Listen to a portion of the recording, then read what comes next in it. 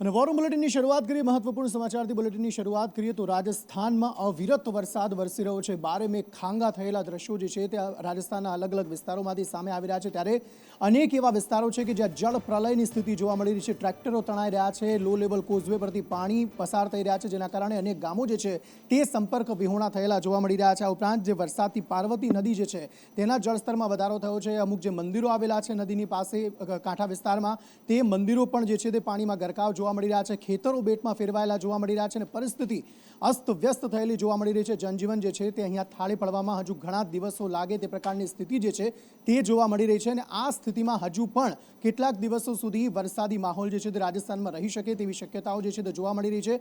સમગ્ર મામલે વધુ માહિતી મેળવીએ સંજય ચૌધરી પાસેથી। સંજય, જે રાજસ્થાનની અત્યારે સ્થિતિ અત્યારે એ પ્રમાણેની છે કે થોડા દિવસો પહેલાં ઉત્તર ભારતમાં જે સ્થિતિ જોવા મળી રહી હતી એ સ્થિતિ અત્યારે રાજસ્થાનની જોવા મળી છે। ભારે વરસાદને કારણે અનેક જિલ્લાઓમાં અંદર પૂરની પરિસ્થિતિ જોવા મળી રહી છે। કારણ કે બારણ જિલ્લા હોય છે કે જેસલમેર, જોધપુર, બાડમેર સહિતના જિલ્લાઓ છે કે જ્યાં જુઓ ત્યાં પાણી, રસ્તા ઉપર પાણી એટલી હદે વહી રહ્યા છે કે કોઈ એવું ના કહી શકે કે આ મરુ પ્રદેશ છે ને આમાં આટલો વરસાદ ના થઈ શકે। કારણ કે દરેક જગ્યા ઉપર 12 થી 15 ઇંચ જેટલો સરેરાશ વરસાદ પડ્યો છે। અનેક જગ્યાએ વાહનો તણાવવાની અને વાહનો સાથે લોકો પણ તણાવવાની ઘટનાઓ સામે આવી છે। લોકો જ્યારે પોતાના વાહનો લઈને પોતાની રોજ જરૂરિયાતોની ચીજવસ્તુઓ લેવા માટે જાય છે ત્યારે અચાનક જ પાણીના પ્રવાહમાં તણાવવાની ઘટનાઓ પણ સામે આવી છે। બીજી તરફ નદીઓમાં પણ પૂરની સ્થિતિ જોવા મળી રહી છે, જેના કારણે તેને આસપાસના લોકોને સ્થળાંતર કરવામાં આવશે। કેટલીક જગ્યાએથી લોકોને સ્થળાંતર કરી સુરક્ષિત સ્થળો પર ખસેડવાની પણ ફરજ પડી છે। બીજી તરફ બિહારની અંદર પણ એ જ સ્થિતિ જોવા મળી છે। ગંગા નદીની સપાટીમાં સતત વધારો થઈ રહ્યો છે।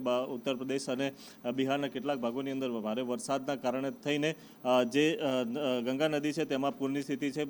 બોટિંગની બંધ કરી દેવામાં આવી છે। ગંગા ઘાટ હોય કે કૃષ્ણ ઘાટ હોય, આ તમામ જે ઘાટ છે એ નદીની અંદર ગરકાવ થઈ ગયા છે। રાજસ્થાનને લઈને કેન્દ્ર સરકાર પણ અત્યારે સતત રાજસ્થાનના સરકારની સંપર્કમાં અને જ્યાં જ્યાં પરિસ્થિતિ વણસી છે તે જગ્યા ઉપર એનડીઆરએફની ટીમો પણ મોકલવામાં આવી છે। અનેક વિસ્તારોની અંદર તો એવી પરિસ્થિતિ છે કે એક જગ્યાથી બીજી જગ્યા પર જવા માટેના જે રસ્તાઓ છે એ બંધ થઈ ચૂક્યા છે। કેટલી જગ્યાઓ પુલ છે એ પણ નદીની અંદર ડૂબી જવાની જે ઘટનાઓ છે તે સામે આવી છે। જી સંજય, આભાર સમગ્ર માહિતી આપવા માટે। એટલે પરિસ્થિતિ ખૂબ જ વિકટ જોવા મળી રહી છે અને આ પરિસ્થિતિમાં હજુ પણ કેટલાક દિવસો સુધી ત્યાંના જે લોકો છે, સ્થાનિકો છે, તેમને તેમાંથી પસાર થવું પડશે। પહાડી રાજ્યો તો હતા જ, પરંતુ હવે રણ પ્રદેશ એવા રાજસ્થાનના પણ અલગ અલગ વિસ્તારોમાં એટલો બધો વરસાદ વરસ્યો છે કે ઘરોના ઘરોમાં પાણી ઘૂસી ગયેલા જોવા મળી રહ્યા છે, ઘર વખરીને નુકસાન પહોંચેલું જોવા મળી રહ્યું છે અને પરિસ્થિતિ ખૂબ જ વિકટ છે। તંત્ર ચોક્કસપણે સાબદું છે, પરંતુ આ પરિસ્થિતિ હજુ પણ ગુજરાતમાં પણ વણસી શકે છે, કારણ કે 20 જુલાઈ એટલે કે આવતીકાલથી વધુ વરસાદની આગાહી જે છે તે અંબાલાલ પટેલ દ્વારા કરવામાં આવી છે। અંબાલાલ પટેલે કહ્યું છે દક્ષિણ અને ઉત્તર ગુજરાતમાં ભારે વરસાદ વરસી શકે છે અને એક બીજો નવો રાઉન્ડ વરસાદનો જે તે શરૂ થઈ શકે છે। આમ તો વાતાવરણમાં પલટો ચોક્કસપણે રાજ્યના અલગ અલગ જિલ્લાઓમાં આવેલો જોવા મળી રહ્યો છે, પરંતુ ભારેથી અતિ ભારે વરસાદની આગાહી જે છે તે અંબાલાલ પટેલ દ્વારા વ્યક્ત કરાઈ છે। ખાસ કચ્છ અને ઉત્તર ગુજરાત માટે પણ ભારે વરસાદની આગાહી તેમના દ્વારા કરાઈ છે। સૂર્ય પુષ્ય નક્ષત્રમાં 20મી જુલાઈએ પરોઢિયામાં આવ્યો છે, એટલે પુષ્ય નક્ષત્રમાં સૂર્ય આવતા વરસાદ થવાની શક્યતા રહેશે અને ગ્રહોની જળદાયક નક્ષત્રમાં યોગ થાય છે, એટલે તારીખ 20મી જુલાઈથી 22 જુલાઈ સુધીમાં કચ્છના કેટલાક ભાગમાં વધુ ભારે વરસાદ થવાની શક્યતા રહેશે। સુઈ ગામના કેટલાક ભાગમાં ભારે વરસાદ થવાની શક્યતા રહેશે। બનાસકાંઠાના કેટલાક ભાગમાં ભારે વરસાદ થવાની શક્યતા રહેશે અને આ ઉપરાંત મહેસાણાના કેટલાક ભાગમાં વરસાદ થવાની શક્યતા રહેશે। અરવલ્લીના કેટલાક ભાગમાં ભારે વરસાદ થવાની શક્યતા રહેશે। જોકે વરસાદ કેટલાક ભાગોમાં થવાની શક્યતા રહેશે, સઘળે વરસાદ નહીં થાય સઘળા ભાગોમાં। ઓગસ્ટમાં પણ ભારે વરસાદ થવાની શક્યતા રહેશે, કેટલાક ભાગમાં અતિ ભારે વરસાદ થવાની શક્યતા રહેશે, એટલે વરસાદ ગયો નથી। અલબત્ત વચ્ચે ઓગસ્ટમાં કંઈક થોડો બ્રેક આવી શકે, પણ આમ છતાં ઓગસ્ટમાં વરસાદ સારો થવાની શક્યતા રહેશે। કેટલાક ભાગમાં ભારે વરસાદ થવાની શક્યતા રહેશે અને મઘા નક્ષત્રનો વરસાદ થતાં એ વરસાદી પાણી સારું રહેવાની શક્યતા રહેશે। વરસાદી માહોલ રાજ્યમાં જામેલો છે અને વરસાદ વરસી પણ રહ્યો છે, તેવામાં ગુજરાતના અલગ અલગ જિલ્લાઓમાં રસ્તાઓમાં ખાડા ન પડે તો જ નવાય। રાધનપુરની વાત કરીએ તો રાધનપુરમાં ખખડધજ રસ્તો જે છે તે જોવા મળી રહ્યો છે અને તેના કારણે જે વાહન ચાલકો છે, મોટી મોટી બસો જે છે તેને પણ તકલીફ પડી રહી છે। હાઈવે ચોકડીથી બસ સ્ટેન્ડ સુધીનો જે વિસ્તાર છે, જે રોડ છે, તે અતિ બિસ્માર જોવા મળી રહ્યો છે, જાણે ચંદ્ર જ હોય એ પ્રકારની સ્થિતિ જે છે તે ખાડાઓની અહીંયા અત્યારે જોવા મળી રહી છે। મેઇન બજારના મુખ્ય માર્ગ પર મોટા મોટા ખાડા પડી ગયા છે અને પરિસ્થિતિ એવી છે કે વાહન ચાલકો કહી રહ્યા છે કે આ રસ્તા પરથી જો જાઓ તો તમારી કમર ભાંગવી નક્કી છે। રસ્તામાં ખાડા છે, પગ સુધી જે 1.5 ફૂટ સુધી ખાડા પડેલા છે, એ હાલતા એમની ગાડીઓ ચાલતી, એમને કોઈ ખ્યાલ આવતો નથી. અને રાધનપુર ભાજપની નગરપાલિકાની બોર્ડ હોવા છતાં આજ સુધી કોઈ પણ વિકાસ થયો નથી. નગરપાલિકાની બહુમતી હોવા છતાં કોઈ વિકાસ થયો નથી. વારંવાર લોકોને રજૂઆત કરવા છતાં હજી કોઈ પરિસ્થિતિ ગંભીર છે, કોઈ એનો આજ સુધી નિકાલ કોઈ આવ્યો નથી. તો આ પરિસ્થિતિ માત્ર પાટણની જ નથી, પરંતુ રાજકોટ અમદાવાદ હાઈવે પર પણ આ પ્રકારની સ્થિતિ છે. રાજકોટમાં ધોધમાર વરસાદથી પાણી ભરાયેલા જોવા મળી રહ્યા છે અને આ પાણી ભરાઈ જવાના કારણે ટ્રાફિક જામની સમસ્યા સર્જાય છે. કુવાડવા નજીક ઓવરબ્રિજ જે છે તે ઓવરબ્રિજ પર પાણી ભરાતા હાલાકી પડી રહી છે. ત્યારે સંવાદદાતા અમિત જોડાયા છે વધુ વાતચીત કરવા માટે. અમિત, કેવી પરિસ્થિતિ? અંકિત, જરૂરથી જણાવી દઉં કે અમદાવાદ રાજકોટ નેશનલ હાઈવે પર કુવાડવા નજીક આવેલો ઓવરબ્રિજમાં હાલ ભારે વરસાદના કારણે પાણી ભરાઈ ગયું છે, જેના કારણે ઢીચણ સમાન પાણી ભરાવાથી અહીં નાના વાહનોને ચાલવું હાલ મુશ્કેલ થઈ રહ્યું છે અને તેના કારણે ટ્રાફિક જામ પણ જોવા મળ્યો છે અને નાના મોટો અકસ્માત પણ અહીંયા હાલ જોવા મળ્યો છે. અને જોવા જઈએ તો ભારે વરસાદના કારણે ક્યાંક આ ઓવરબ્રિજ ઉપર જે પાણીનો નિકાલ કરવાનો હોય તે હાલ એ નિકાલ કરવાનું તંત્ર ભૂલી ગયું હોય કે એવું પણ લાગી રહ્યું છે, જેના કારણે અત્યારે ગોઠણ સમાણા પાણી આ ઓવરબ્રિજ ઉપર જોવા મળી રહ્યા છે. જી અંકિત. બિલકુલ આભાર સમગ્ર માહિતી આપવા માટે. અને પરિસ્થિતિ એવી છે કે રસ્તાઓ ખખડધજ થયા છે, તેના કારણે વાહન ચાલકો પરેશાન છે. પરંતુ બીજી તરફ અમદાવાદની વાત કરીએ તો સમાચારો તરફ આગળ વાત કરીએ, વાત સુરતની કરીએ. સુરતમાં એક સગીરાની છેડતી થઈ હતી અને આ છેડતી બાદ સ્થાનિકોમાં ભારે રોષ જોવા મળી રહ્યો છે. સ્થાનિક નેતાઓ, આદિવાસી નેતાઓ જે છે એ પણ આ મામલે ગંભીર જોવા મળી રહ્યા છે. એ પરિવારની તેમણે મુલાકાત લીધી છે અને પરિવારની મુલાકાત લીધા બાદ તેમને ન્યાય અપાવવાની માંગ જે છે તે નેતાઓ દ્વારા કરવામાં આવી છે. નેતાઓની સાથે સાથે પોલીસ પર પણ આક્ષેપ થઈ રહ્યા છે કે પોલીસ જે છે તે આરોપીઓને છાવરી રહી છે, તેમને બચાવવાના પ્રયાસો કરી રહી છે, તેવા આક્ષેપ પણ પોલીસ પર લગાવવામાં આવી રહ્યા છે. પરંતુ આ મામલે લડી લેવાના મૂડમાં સ્થાનિકોની સાથે સ્થાનિક નેતાઓ જે છે તે જોવા મળી રહ્યા છે. સુરત જિલ્લાના મહુવા તાલુકાના કરચેલિયા ગામમાં 18 તારીખના દિવસે એક અન્ય સમાજના આગેવાન દ્વારા આદિવાસી દીકરીની છેડતી કરવામાં આવી હતી અને છેડતી કર્યા બાદ જ્યારે એની માં ફરિયાદ કરવા ગઈ ત્યારે સમાધાનની રાહે અહીંના સરપંચ અને પોલીસવાળાએ કંઈક પૈસાની લેતી દેતીમાં સમાધાન કર્યાની રાહે મોકલી દીધા હતા. આ ગામના યુવાનો, આદિવાસી સમાજના આગેવાનોને અભિનંદન પાઠવીએ છીએ કે એમણે તાકાત બતાવીને ફરિયાદ એટ્રોસિટી અને પોસ્કોની કલમ દાખલ કરાવી. જો આ કેસમાં પોલીસ અધિકારીઓ કંઈક ઢાંક પીછોડો કરવાની કોશિશ કરશે તો આવતા અઠવાડિયે આદિવાસી સમાજની જન આક્રોશ રેલી કરચેલિયા ખાતે નીકળશે. કરચેલિયામાં જે દુઃખદ ઘટના બની છે અને નાની દીકરી પર જે પરપ્રાંતીય અત્યાચાર કરવા માટેની અને છેડતી કરવાનો પ્રયત્ન કર્યો છે એ ખૂબ દુઃખદ ઘટના છે અને આદિવાસી સમાજમાં ખૂબ મોટો આક્રોશ છે. પોલીસ પણ ગુનેગારોને સાવરવાનો પ્રયત્ન કરે છે અને નિર્દોષ યુવાનો અને આદિવાસી યુવાનોને ડરાવીને ધમકાવીને ફરિયાદ કરવાની કોશિશ કરે છે. ક્યારેય ચલાવી નહીં લઈએ અને આ ઘટના આગળ વધશે અને આ લોકોને પરેશાન કરવાનું ચાલુ રાખશે તો આખો સુરત જિલ્લો અને આખું દક્ષિણ ગુજરાત આદિવાસી સમાજ કરચેલિયામાં રહેશે અને પોલીસને પણ તકલીફ પડશે. તો મનસેના કાર્યકર્તાઓ છે તેમને બળ મળે છે તેમના પ્રમુખ એટલે કે રાજ ઠાકરે દ્વારા. રાજ ઠાકરે અવારનવાર એવા કાર્યક્રમોમાં એવા નિવેદનો આપે છે કે મરાઠી ભાષાનું જો કોઈ અપમાન કરશે તો તેને ચલાવી નહીં લેવામાં આવે, તેને તોડી નાખવામાં આવશે, ડુબાડી દેવામાં આવશે. આ પ્રકારના નિવેદનો સામે આવે છે. તેવામાં મનસેના કાર્યકર્તાઓને વધુ બળ મળે છે અને તે આ જ પ્રકારની કનડગત જે છે તે લોકો સાથે કરે છે. પરંતુ હવે આ મામલે રોષ ભભૂકી ઉઠ્યો છે અને તેમના વિરુદ્ધ ફરિયાદ જે છે તે નોંધવામાં આવી છે અને કહેવામાં આવ્યું છે કે આ પ્રકારનું વર્તન કોઈ પણ વ્યક્તિ સાથે ન કરી શકાય, તે વર્તન અયોગ્ય છે. તે પ્રકારનું આવેદનપત્ર જે છે તે આપવામાં આવ્યું છે.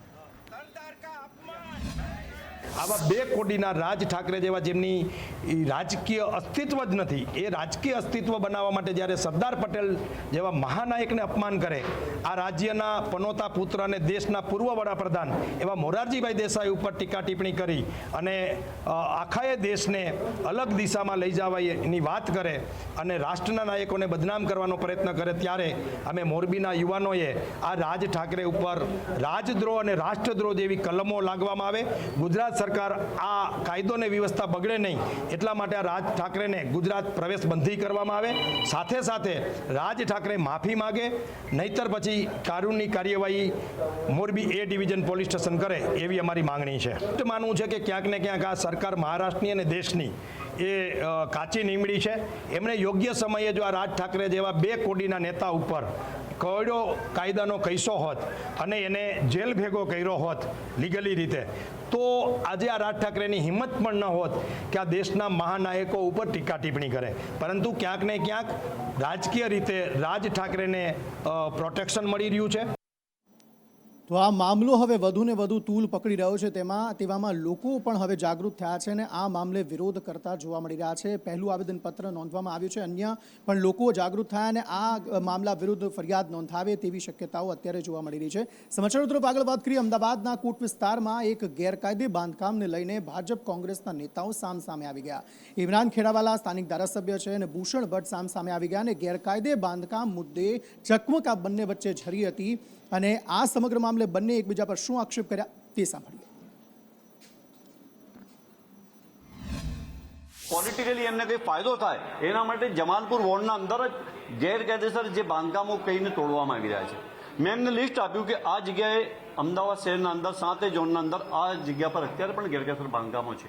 તમે તોડો, તમે ફક્ત ને ફક્ત જમાલપુરના અંદર જ કેમ તોડો છો? એક સમાજને તમે ટાર્ગેટ કેમ બનાવો છો? એક તરફ 10 વર્ષ પહેલાં જે મકાનો બની ગયા છે, 10 વર્ષથી લોકો રહે છે, જ્યાં તેના ટેક્સના બિલ આવે છે, લાઇટના બિલ છે, આધાર કાર્ડ છે, ઇલેક્શન કાર્ડ છે, એવી જગ્યાઓ પર તમે લોકોને ઘર ખાલી કરાવીને તોડો છો તો આ યોગ્ય ના કહેવાય. દુખે છે પેટ, કૂટે છે માથું.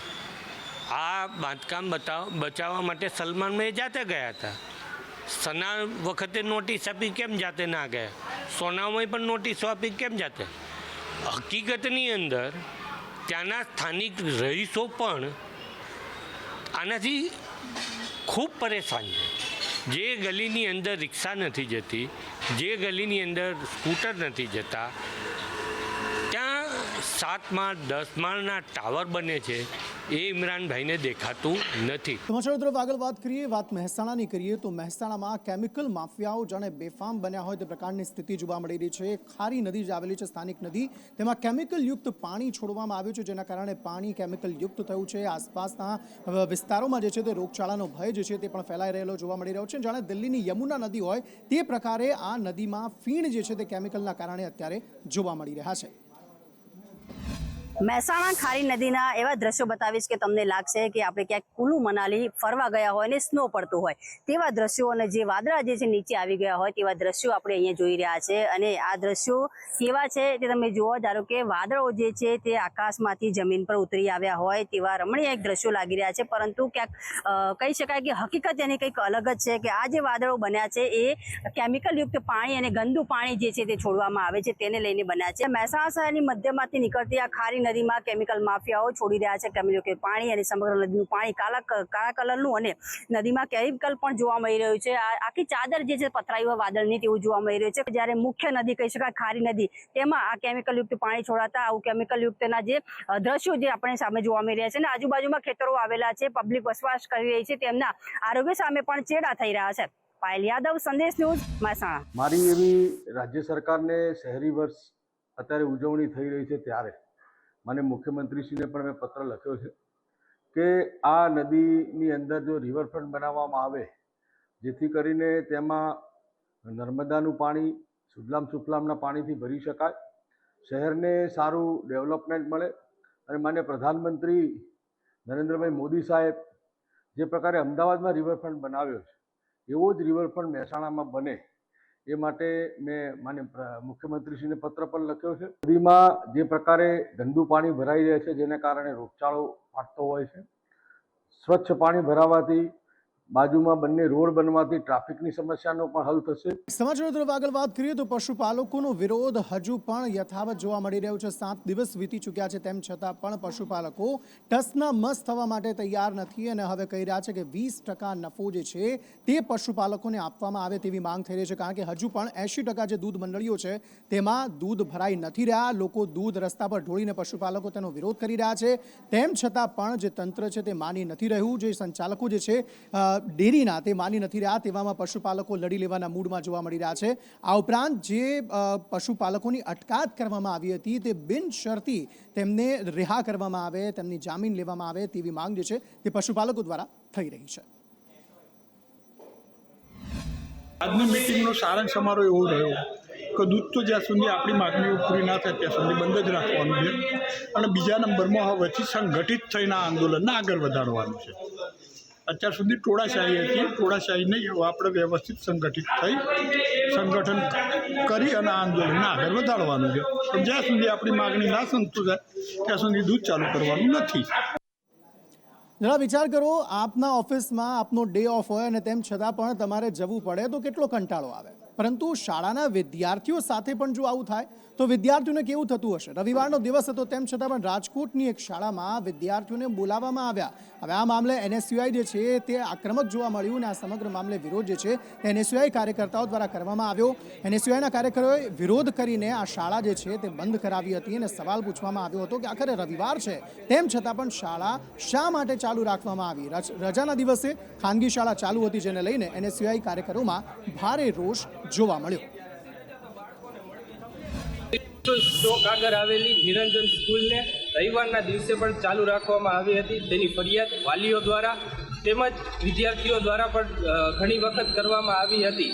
એ ફરિયાદને ધ્યાનમાં લઈને આજ રોજ NSUI દ્વારા શાળાઓને બંધ કરવામાં આવી હતી. નિરંજન સ્કૂલ ચોક્કસપણે ક્યારેક રવિવારના દિવસે અને જાહેર તહેવારોના દિવસે પણ ચાલુ રાખવામાં આવી હતી. એવી આગળના સમયમાં પણ ફરિયાદ મળતી હતી. તો આજના રવિવારના દિવસે નિરંજન સ્કૂલને NSUI દ્વારા બંધ કરવામાં આવી હતી. આ તરફ સુરત ખાતે આજે CR પાટીલ એક કાર્યક્રમમાં પહોંચ્યા હતા, જેમાં અલગ અલગ ખાતમુહૂર્તના કાર્યક્રમો જે છે તે તેમના દ્વારા કરવામાં આવ્યા હતા. 7 જેટલી પ્રાથમિક શાળાઓ છે જેનું ખાતમુહૂર્ત પણ CR પાટીલના હસ્તે કરવામાં આવ્યું. ભણે ગુજરાત, આગળ વધે ગુજરાતની વાતો થાય છે, પરંતુ ગુજરાતમાં શાળાઓની ખસ્તા હાલત એક સૌથી મોટો મુદ્દો છે. તેવામાં એક પ્રયાસ સરકાર દ્વારા કરવામાં આવી રહ્યો છે કે નવી શાળાઓ, પ્રાથમિક શાળાઓ જે છે તે બનાવવામાં આવે, તેનું નિર્માણ કરવામાં આવે, જેને લીધે લોકોને એક યોગ્ય ભણતર જે છે, વિદ્યાર્થીઓને, રાજ્યના જે વિદ્યાર્થીઓ છે તેમને યોગ્ય ભણતર મળી રહે તે માટેના પ્રયાસો કરવામાં આવ્યા. અને આજે અલગ અલગ ખાતમુહૂર્ત કાર્યક્રમમાં CR પાટીલ ઉપસ્થિત રહ્યા હતા.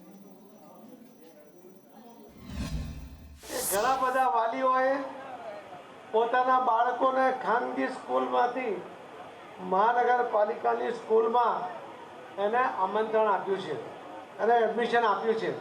સુરત શહેર આખા વિશ્વમાં સૌથી ઝડપતું શહેર તરીકે 4થા નંબર ઉપર છે.